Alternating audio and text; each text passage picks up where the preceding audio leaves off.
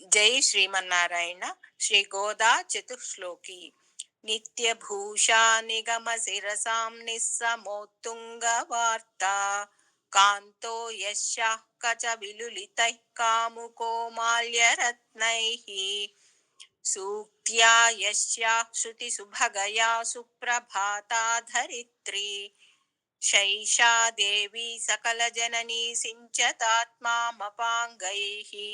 మాతా చేత్ తులసీ పితా యది తవ శ్రీ విష్ణు చిత్తో మహాన్ భ్రాతా చేదతి శేఖరః ప్రియతమ శ్రీరంగనాథామాయది జ్ఞాతారస్తనయాః త్వదుక్తి సరసస్తన్యేన సంవర్ధితాః గోదాదేవి కథం త్వమన్య సులభా సాధారణా శ్రీరసి కల్పాదౌ హరిణా స్వయం జనహితం దృష్టేన సర్వాత్మనాం ప్రోక్త్వం స్వస్య చ కీర్తనం ప్రపదనం స్వస్మై ప్రసూనార్పణం సర్వేషాం ప్రకటం విధాతు మనిషం శ్రీధన్వినవ్యే పురే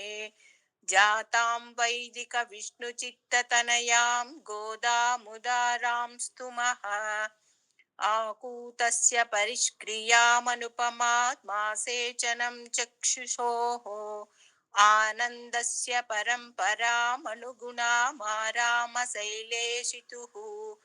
తద్దోర్మధ్యకిరీటకోటిఘటితస్వోచ్ఛిష్టకస్తూరికా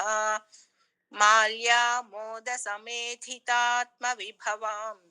గోదాముదారాం స్తుమః స్వోచ్ఛిష్టమాలికాబంధగంధబంధురజిష్ణవే విష్ణుచిత్తతనూజాయై గోదాయై నిత్యమంగళం మాదృశా కించన త్రాణాబద్ధకంకణపాణయే విష్ణుచిత్తతనూజాయై గోదాయై నిత్యమంగళం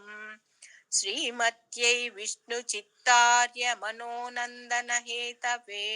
నందనందన సుందర్యై గోదాయై నిత్యమంగళం